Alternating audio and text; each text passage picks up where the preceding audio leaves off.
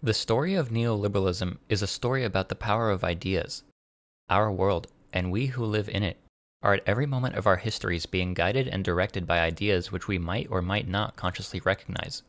We rely on our upbringings, our educations, our experiences, and our collaborations with each other to create a version of reality that seems cohesive and meaningful to us. But inevitably, our conceptions of the world become colored by the dominant organizing principles of society, whether we perceive them or not.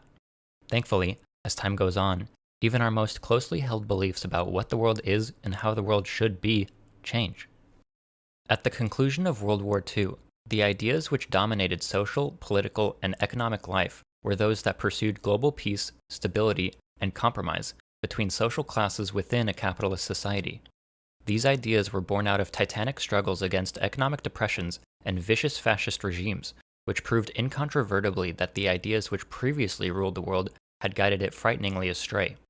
There was an overwhelming cry for a new set of ideas to guide the world, ideas that focused on achieving human flourishing through the tactful use of government intervention in the economy.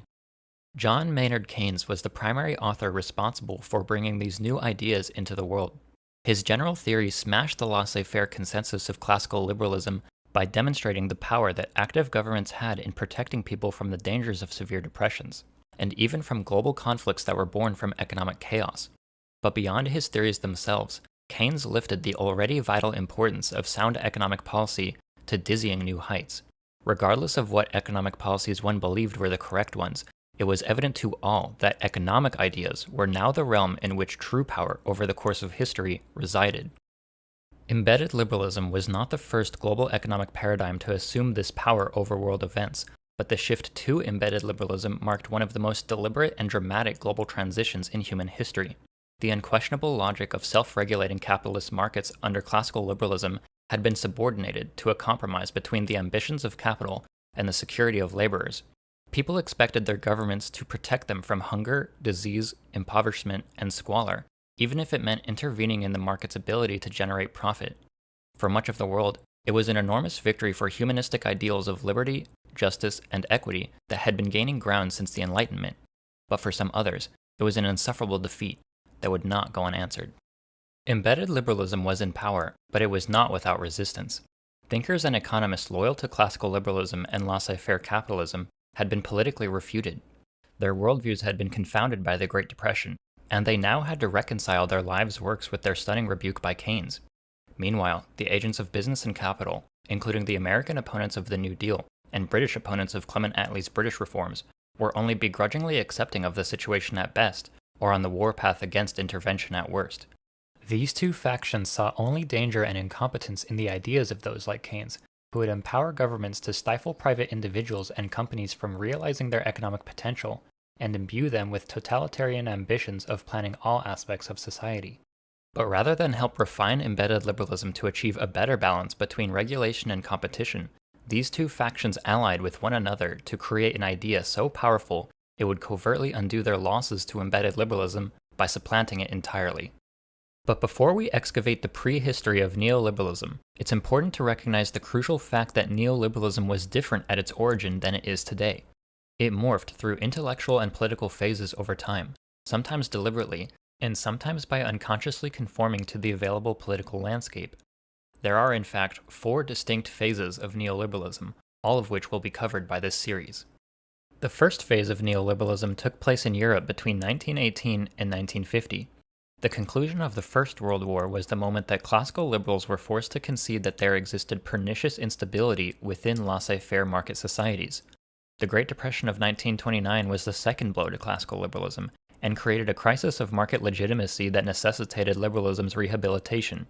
Owing to Keynes's general theory, early neoliberal thinkers reformulated classical liberalism by acknowledging the need for a strong state. But there was a less than monolithic consensus about what exactly this new liberalism would be.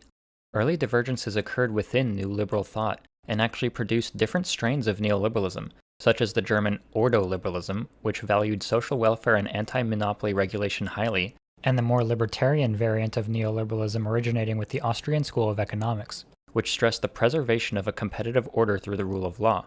Over time, however, a coalition of neoliberal thinkers from Austria, France, Germany, England, and America coalesced around the goals of protecting individualism and free market competition from what they perceived to be different shades of dangerous collectivism spreading over the world. Neoliberalism targeted an incredibly broad spectrum of enemies, ranging from moderate Keynesian liberals and progressive reformers to socialists, Marxists, and communist Bolsheviks, all of whom, they believed, would invariably deliver the world to totalitarianism. This period was capped by the creation of the Mont Pelerin Society in 1947, a closed debating society organized by Friedrich Hayek, which convened its very first meeting on this day, April 1st, 72 years ago. The Mont Pelerin Society laid the groundwork for a highly organized and well-financed front against all forms of government intervention, but especially Keynesian embedded liberalism. Keynes's death in 1946 and the fervent anti-communist air of the Cold War provided fertile ground for neoliberalism to grow in the shadow of embedded liberalism. The second phase of neoliberalism took place in America and Europe between 1950 and 1980. This phase was marked by several developments in neoliberal thought and organization.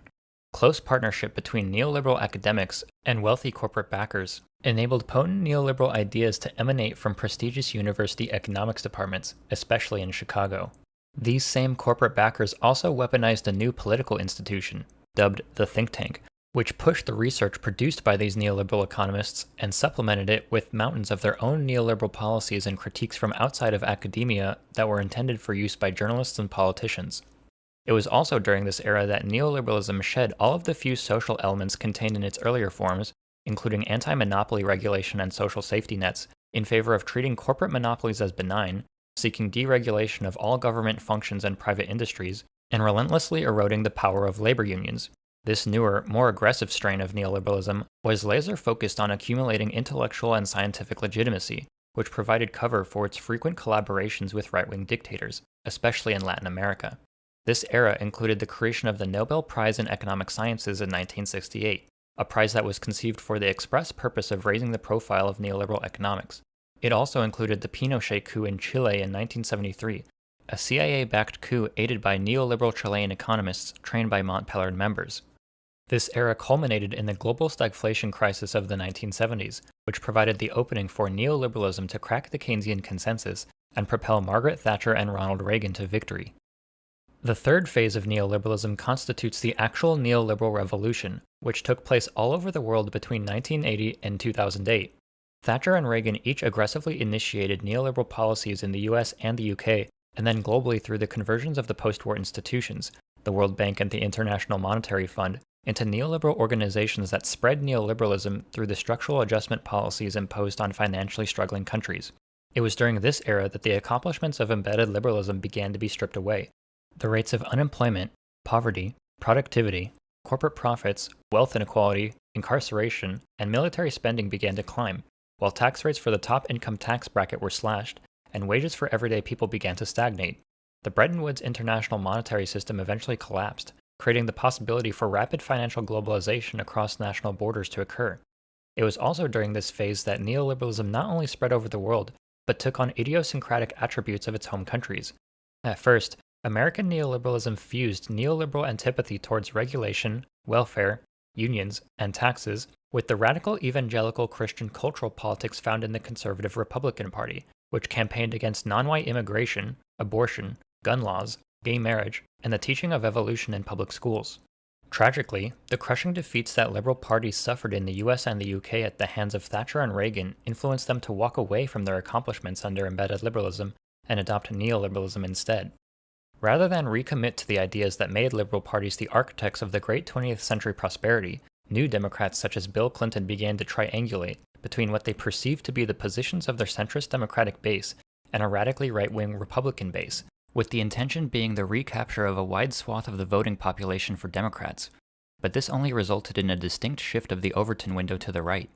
Contrasting with the Republican brand, the Democratic brand of neoliberalism combined the same blind faith in the virtues of markets with reverence for technocracy, meritocracy, elite education, and professional expertise.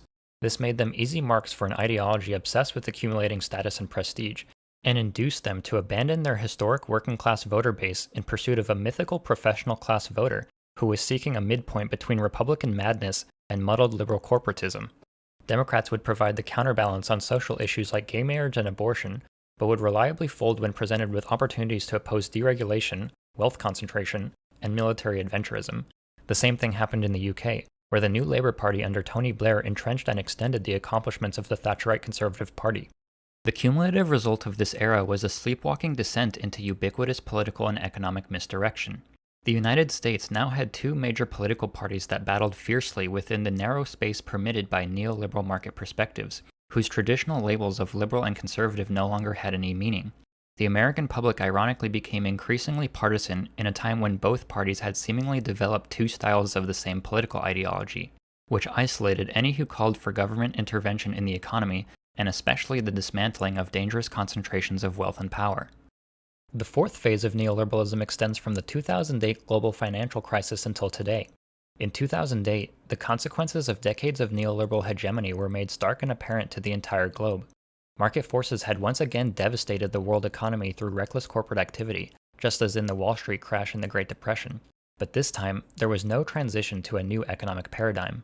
This is mostly because of the failures of President Barack Obama and the enduring influence of neoliberalism in the Democratic Party. When President Obama took office in 2009, he had the strongest mandate to completely realign politics towards a new economic system that any president had enjoyed since Ronald Reagan. He could have begun the slow but necessary transition away from the neoliberalism that had characterized the previous 3 decades, but squandered that opportunity almost entirely. Of course, it would be remiss not to mention that Obama was standing in opposition to the Republicans, a group so virulently neoliberal and anti-intellectual that they can claim most of America's political deterioration for themselves. Nevertheless, the remedies to the crisis that were approved by Obama included only stimulus packages that were insufficient to undo the harm experienced by the public, and did not include punishment for the corporate recklessness that obviously induced the crisis. The major perpetrators walked away virtually unscathed, and billions of dollars richer. Neoliberalism was permitted to live on as a zombie paradigm, with its corruption and lawlessness made plain for all to see. The mirage of stability and recovery that the world experienced under Obama only served to mask the economic precarity under which the average citizen of the developed world was now living, and was a fitting prelude to the violent but predictable lurch to authoritarianism under Trump, who is both fascist and neoliberal. Trump expertly harnessed the disgust born from neoliberal decay by positioning himself outside of the political establishment, but in fascist style, scapegoated immigrants, all while providing an easy entrance for the most sadistic neoliberal forces in the country to further dominate the government. The Democrats could have capitalized on this populist moment themselves by returning to their legacy as the defenders of labor from capital and savagely attacking their opponent's neoliberal agenda. But instead, they blundered by nominating an arch-neoliberal, who was indelibly stained with the image of a dismal manager of the status quo. Against a populist authoritarian, she was a dead candidate walking. The Democrats therefore continued a long trend of losing to increasingly dangerous Republican neoliberals, by refusing to reject their own weaker brand of neoliberalism. In the same way that liberals post-Reagan conceded political ground to the right, they continue to do so today, by clinging to their faith in neoliberalism to deliver electoral success, and by refusing to embrace their left flank. We now turn to the first phase of neoliberalism, the phase from 1918 to 1950, in which free market capitalist thinkers were compelled to devise a new liberalism that overcame the pitfalls of the Great Depression and fought back against the powerful ideas of Keynesian liberals and socialist central planning theorists. Friedrich Hayek became the grandfather of the global neoliberal movement and ignited the greatest intellectual counter-revolution in modern history. Neoliberalism's gradual ascent and then complete takeover of society is a complex, sordid, and in many ways ironic story. But most importantly, it was far from inevitable, and it's a story that needs to be told if we're to deeply understand the circumstances in which we find ourselves today. Though Hayek spent much of the 20th century in Keynes' shadow, the world would one day live in Hayek's shadow, and no one had any idea what was coming. This is where the story of neoliberalism begins. Friedrich August von Hayek was born in Vienna, in what was then known as Austria-Hungary, in 1889. Hayek was born into a wealthy family of high academic achievement. Hayek's father, August von Hayek, was a medical doctor who worked for the Viennese Municipal Ministry of Health and was a part-time lecturer on botany at the University of Vienna. Hayek's mother, Felicitas von Juraszek, was born into a wealthy conservative and landowning family, and before Hayek was born, received a vast inheritance in the early years of her marriage to Hayek's father. Both of Hayek's grandfathers, Franz von Juraszek and Gustav Edler von Hayek, were scholars and lecturers as well. Jurasek was a leading economist in Austria and close friend of Eugen von Böhm-Bawerk, one of the foundational thinkers of the Austrian School of Economics. Gustav Edler taught natural science in Vienna for 30 years and wrote many works on biology. Hayek was also second cousin to the philosopher Ludwig Wittgenstein. From an early age, Hayek was a precocious child surrounded by intellectual stimulation. He read philosophical works fluently before attending school. He was the oldest of three, with two younger brothers, but preferred to associate with adults. Hayek was deeply influenced by his father, who frequently suggested large volumes for him to read, and also piqued his interest in biology. Hayek spent many hours practicing botany with his father, and traveled extensively throughout Europe collecting natural specimens of plants, minerals, and insects. Hayek's preoccupation with botany also exposed him to Darwinian evolutionary theory from a young age. The ideas of survival of the fittest and of spontaneous evolutionary development were profoundly influential on his economic theories later in life. In 1917, Hayek enlisted in the Austro-Hungarian army and fought on the Italian front during World War I. He experienced combat as a telephone officer and as a spotter in military aircraft. It was actually during his military service that he was given his first books and pamphlets on economics by a fellow officer. He was especially influenced by the works of Walter Rathenau, who was actually a socialist planner. After suffering damage to his hearing in his left ear, he was decorated for bravery and discharged after a year of service in 1918. After leaving the army, he enrolled as a student at the University of Vienna, where his father had lectured. His experience in the war left him with ambitions of helping work towards a better world by becoming a university professor. As Hayek began his university studies, the world around him changed dramatically. The Hamburg dynasty of Austria-Hungary was no more, and was replaced by the new Republic of Austria, which only consisted of a small fraction of its previous population and territory. The Romanovs in Russia were executed, and the Soviet Union, along with 8 other new states, came into existence. New borders crisscrossed all over the European continent. The free market gold standard system of international trade, on which classical liberalism flourished prior to World War I, was put on life support. In post-war Vienna, Marxism, common ownership of the means of production, welfare statism, and the planned economy achieved a sudden academic respectability, just as inflation had reached levels that no living European could remember. All of this only fueled Hayek's interest in economics, and brought his attention to the question which would concern him for the rest of his life. Was this socialist reform that was sprouting up all around him actually feasible? Though Hayek began his lifelong fascination with economics by reading socialist planning literature, the decisive influence for Hayek finally came from the liberal free market economic tradition of the Austrian School of Economics, located at the University of Vienna. A prestigious lineage of economic mentors and pupils, including Karl Menger, Eugen von Böhm-Bawerk, Friedrich von Wieser, and Ludwig von Mises, were Hayek's formative influences. Menger was the teacher of both Böhm-Bawerk and Wieser, while Mises was subsequently a student of Böhm-Bawerk. Hayek would learn from all 4 of these elder Austrian economists in different capacities throughout his life. Karl Menger is considered the most original thinker of the Austrian School of Economics. Both Hayek and Mises, who are today themselves considered giants of the Austrian school, credit Karl Menger with almost single-handedly opening a new era in the history of economic thought with his book Principles of Economics, published in 1871. Hayek considered one of Menger's greatest contributions in Principles to be his individualist or subjectivist approach, which located the focus of all economic activity in the actions, decisions, values, and knowledge of individuals. In 1883, Menger published another work entitled Investigations into the Methods of the Social Sciences, with special reference to economics. In this work, Menger posed a question which Hayek considered one of the most pressing questions facing economics, if not all of the social sciences, which was, how can institutions which serve the common welfare emerge without a common will aiming at their creation? Menger insisted that it was an error to reduce all institutions to acts of positive common will, and that institutions were in fact unintended creations. Menger wrote, "Natural organisms almost without exception exhibit, when closely observed, a really admirable functionality of all parts with respect to the whole, a functionality which is not, however, the result of human calculation, but of a natural process. Similarly, we can observe in numerous social institutions a strikingly apparent functionality with respect to the whole, but with closer consideration, they still do not prove to be the result of an intention aimed at this purpose, i.e., the result of an agreement of members of society. They, too, present themselves rather as natural products."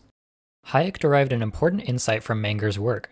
At a time when the socialists and Marxists of the day were insisting that economies needed to be deliberately planned and coordinated to achieve both prosperity and a just distribution of resources, Menger hinted that institutions like the government and the economy were simply not the result of coordination, but rather of a spontaneously generated sum of decisions by disconnected individuals acting in concert, which Hayek later likened to an unconscious process of evolution. The next two great influences on Hayek were Wieser and Boom-Bawerk, who were both students and colleagues of Menger at the University of Vienna. These two men were brothers-in-law and lifelong friends, and Boom-Bawerk, as we recall, was also a close friend of Hayek's maternal grandfather, Franz von Juraschek. Boom-Bawerk was a steadfast adherent of Menger, and was the most well-known Austrian economist of the time thanks to his long career as a leading Austrian statesman. Boom-Bawerk's face actually appeared on the 100-shilling banknote from 1984 until the euro was introduced in 2002. Boom-Bawerk is notable for his early and explicit conflicts with Marxist economic thought. Each of Boom-Bawerk's major economic works included criticisms of Marx, including Marx's exploitation theory and Marx's theory of labor value. Boom-Bawerk and his successors' early skirmishes with Marxism established the Austrian school as a persistent adversary of socialism. Wieser, on the other hand, was a more unique figure in the Austrian school. Hayek mainly studied under Wieser and gravitated to many of Wieser's novel economic ideas. Wieser was both Hayek's professor and his thesis advisor for the majority of Hayek's time as a student in Vienna. But Wieser was just as large of a figure in the field of sociology as he was in economics, and his sociological training lent his ideas more sympathy to government intervention than Menger or certainly Boom-Bawerk. Wieser was a follower of the Fabian Society, a society of British socialists that included figures such as Beatrice and Sidney Webb, George Bernard Shaw, H.G. Wells, Harold Laski, and even the two major protagonists of British embedded liberalism, William Beveridge and Clement Attlee. As a student, Hayek was a disciple of Wieser and mostly sympathetic to the idea of government involvement in the economy. Hayek recalled later in life that when he was a student, he was very much aware that there were two traditions in the Austrian school, the Boom-Bawerk tradition and the Wieser tradition. However, he added that Wieser was tainted with Fabian socialist sympathies. Hayek's last major influence, Ludwig von Mises, was, according to Hayek, his chief guide among all of his influences and was most certainly a follower of the Boom-Bawerk tradition. Mises is the most important of all of Hayek's influences for a number of reasons. Firstly, it was Mises who first shook Hayek's faith in government intervention with his book, Socialism, published in 1922. It was this work that shifted the trajectory of Hayek's thought away from the democratic socialism of Wieser and into the camp of the anti-socialist Boom-Bawerk Austrians. In the early 1920s, Mises initiated what became known as the socialist calculation debate, which was a theoretical assault on the practicality of a centrally planned economy. In his article from 1920, Economic Calculation in the Socialist Commonwealth, Mises argued that socialism could not rationally allocate resources in society due to the absence of market prices under a system of central planning. According to Mises, the absence of an exchange economy with private property, a competitive market, contract, and profit would mean that there would be no such thing as price, and therefore economic decision-making, both on the individual and governmental level, would be impossible. Mises's broadside then earned responses from prominent socialist thinkers of the time, such as Oscar Lange. Mises later extended these arguments in his book, Socialism, which Hayek said dashed his hopes that socialism would ever deliver a more rational, just world. Secondly, Mises was a crucial mentor and ally for Hayek early in his career and for the rest of his life. Shortly after Hayek's graduation in 1923, Mises hired Hayek as a specialist for the Austrian government on the recommendation of Hayek's former mentor, Wieser. In 1924, Hayek was hired to work as a research assistant for the American professor Jeremiah Jenks at New York University, whom Mises introduced Hayek to and who hired Hayek based on Mises's recommendation. After returning from New York, Hayek became a consistent attendee of Mises's Privatseminar, an informal evening seminar devoted to discussion of high-level concepts in various fields of the social sciences. In 1927, Mises founded an economic research center in Austria on Hayek's advice, called the Austrian Institute for Business Cycle Research, and then hired Hayek as its first director. At every step of Hayek's early career, Mises was there, providing Hayek opportunities to build his professional experience and eventually make his entrance into academia. In 1929, the same year as the Wall Street crash and the advent of the Great Depression, Hayek became a Privatdozent, or an unpaid lecturer, at the University of Vienna, where he previously studied. It was at this point in history that laissez-faire liberalism had arrived at its lowest point, And even self-identified classical liberals were beginning to understand that their economic and political vision was in serious need of rethinking. Though Hayek had finally gotten his foot in the door of academia, his time at the University of Vienna was short.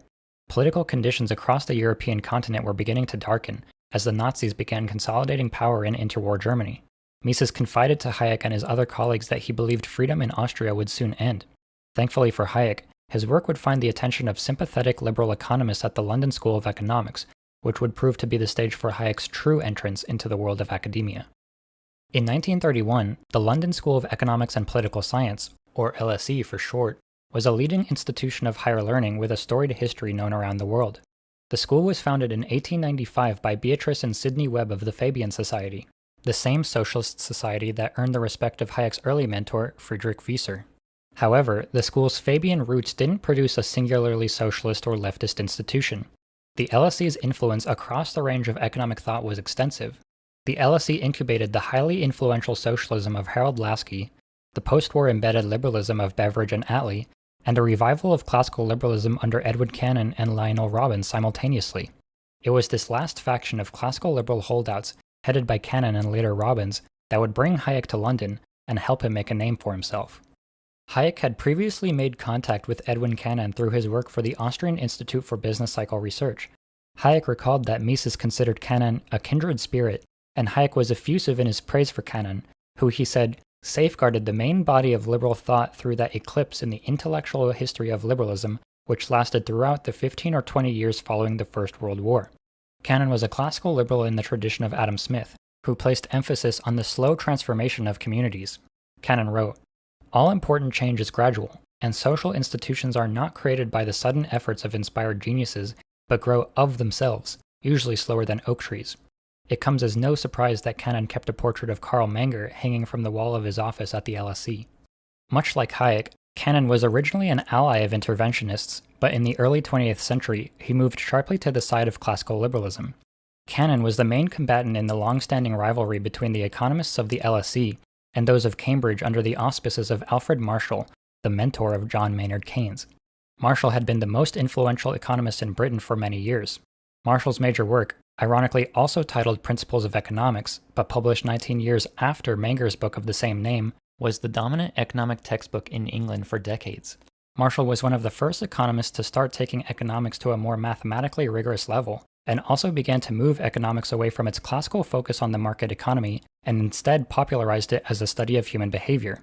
Cannon and Marshall had deep disagreements over the usefulness of pure theory and of economic history within the field of economics as a whole. When Cannon finally stepped down as the head of economics at the LSE in 1927, the distinguished American economist Alan Young was meant to replace him. But when Young died suddenly of pneumonia in 1929, the path was open for another man to become head of economics at LSE at the bright young age of only 30 years old. That man was Lionel Robbins, who would go on to not only revitalize classical liberal economics at LSE, but bring Hayek on board the LSE's economics faculty, where he would do battle against Keynes, Cambridge, and interventionist economics. Before Hayek entered the scene, Robbins had already been battling against Keynes on the Committee of Economists appointed in 1930 by Prime Minister Ramsay MacDonald. The committee's task was to examine the origins of the Great Depression and recommend solutions. Keynes chaired the committee, leading to frequent clashes between Keynes and Robbins.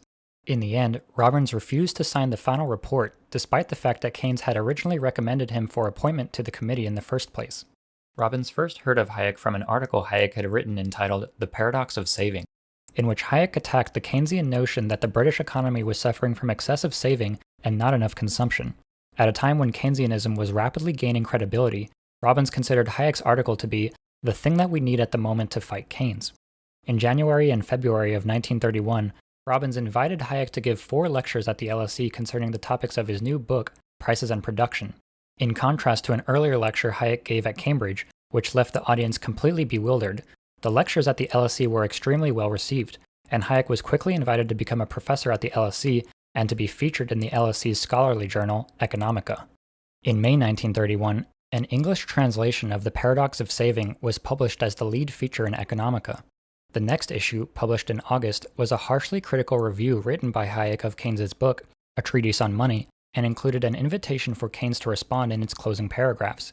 This attack was the first that Keynes had ever heard of Hayek, and for Hayek to put himself on equal footing with Keynes was to raise his profile significantly.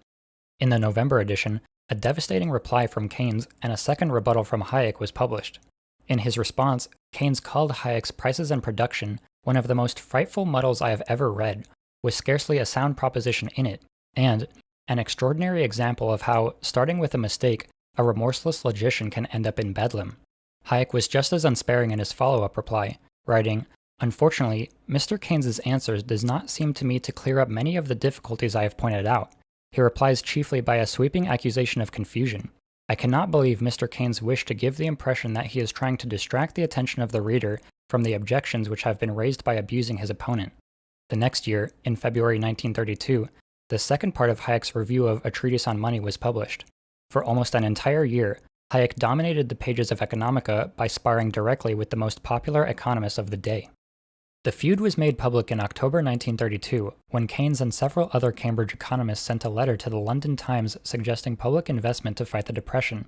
In response, Robbins, Hayek, and other LSE economists fired back, supporting the government's balanced budget policy. The main question at stake was whether government or private interests would be better at growing the British economy. Hayek and Robbins, of course, argued it was private interests who were superior, but at the time, Keynesianism was winning public opinion. Still, Hayek's exposure in Economica and the debate in the pages of British newspapers established a place for Hayek in British academia. By this time, Hayek had come to be seen as Robbins' point man for intellectual combat with Cambridge. With their heightened notoriety, Robbins and Hayek launched a joint economics seminar led by the two of them together that would become enormously popular at the LSE in the early and mid-1930s. The economics department that Robbins and Hayek built together became, in Hayek's words, probably the most important center of the Neoliberalism. The LSE attracted visiting economists from all around the world, including fellow Austrians Gottfried Haberler and Fritz Matschlup from Vienna, and the Americans Frank Knight and Jacob Viner from Chicago. During his heyday at the LSE, Hayek began an intellectual transition from technical economic theory, which had been the primary focus of his career up until then, to broader fields of political philosophy. His first foray into this new mode of thought was a condensed collection of the socialist calculation debate begun by Mises a decade earlier, which he published as Collectivist Economic Planning in 1935. In the process of explaining the socialist calculation problem to an English-speaking audience, Hayek began to think harder about the methodologies of the social sciences that Menger and Kennan had been criticizing years ago. He was still seeking the answer to the question of how to create a society of order in which no one is actually coerced or directed by a central authority. No one knew it at the time, but Hayek was actually on the cusp of formulating one of the most powerful ideas of any academic field to ever be put to paper, the concept of spontaneous order in a competitive economy. In 1936, the same year as Keynes's own magnum opus, The General Theory, Hayek published a small article entitled Economics and Knowledge. In this work, Hayek articulated the million-dollar question that had dogged him for so many years. Hayek wrote, "How can the combination of fragments of knowledge existing in different minds bring about results which, if they were to be brought about deliberately, would require a knowledge on the part of the directing mind which no single person can possess?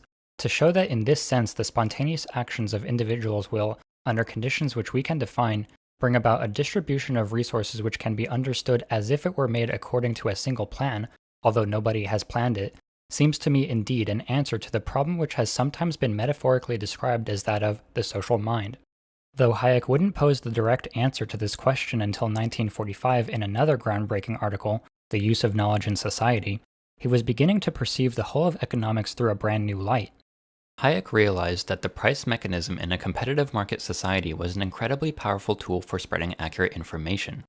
Hayek's idea was that a free market economy was like an unconscious mind that could synthesize and transmit information about price and value faster and more efficiently than any other economic system, but especially a centrally planned socialist economy.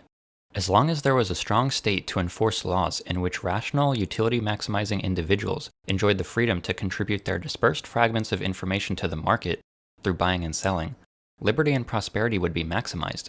The undirected free market would process more information than any central planning board could ever dream of, and any government intervention would only distort these price signals and disturb the otherwise perfect ecosystem of a free market society.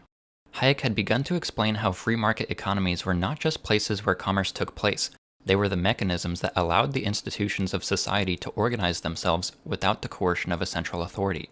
This was an accomplishment that built on and surpassed the theories of Menger, Kennan, and Mises.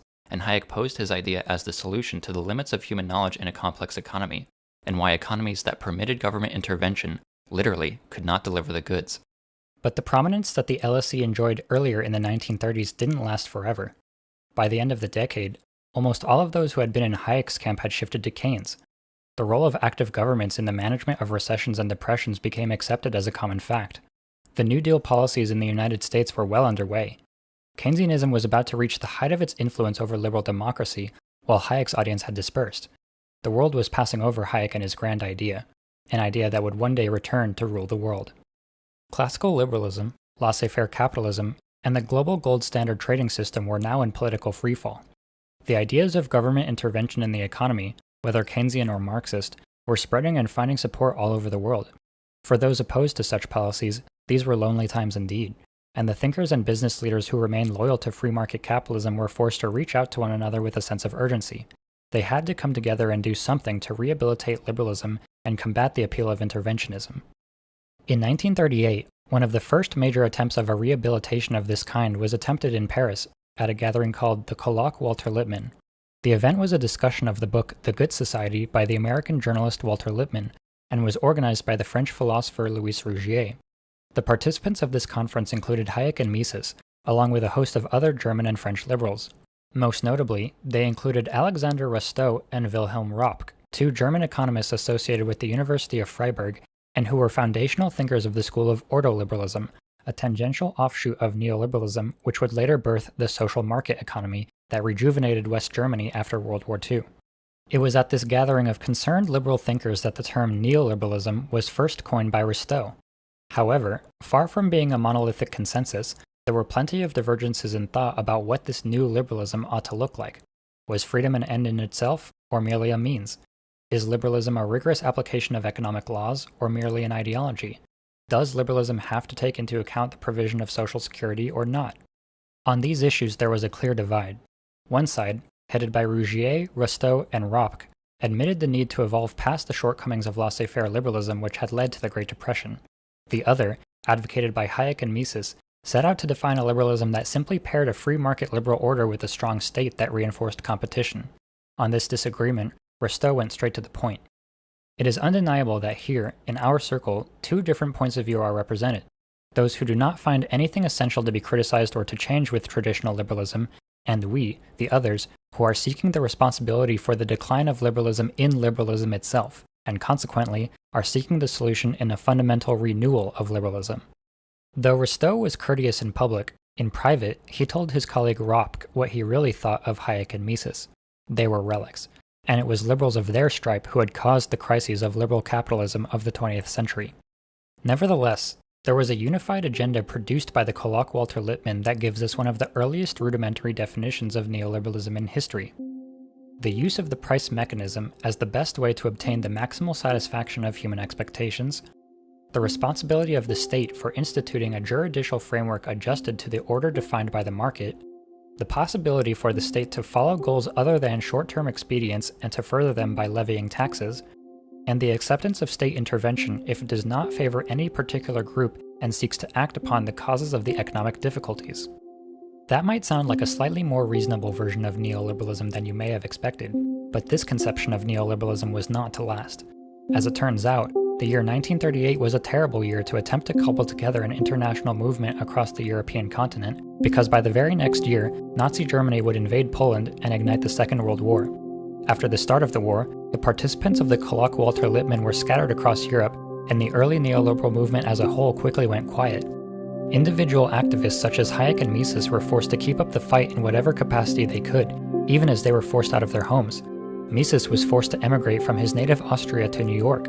For Hayek, this meant relocating the campus of the London School of Economics directly into the lair of his ideological nemesis, Keynes and Cambridge. But the neoliberal movement wasn't out for good. Hayek used these war years in Cambridge to continue exploring political philosophy, refining his ideas on the division of knowledge, sharpening his critique of socialism, and then began drafting the book that would finally end his obscurity as an academic and a political thinker forever. That book was called The Road to Serfdom, and in the next episode, we'll follow Hayek's time at Cambridge, analyze The Road to Serfdom and its publication, and then document Hayek's organization of the Mont Pelerin Society, which finally gave modern neoliberalism its origin. But before any of this could happen, the Second World War would set the world on fire and set the stage for one of the greatest economic paradigm shifts in human history, the first deliberate re-embedding of markets into Keynesian liberalism.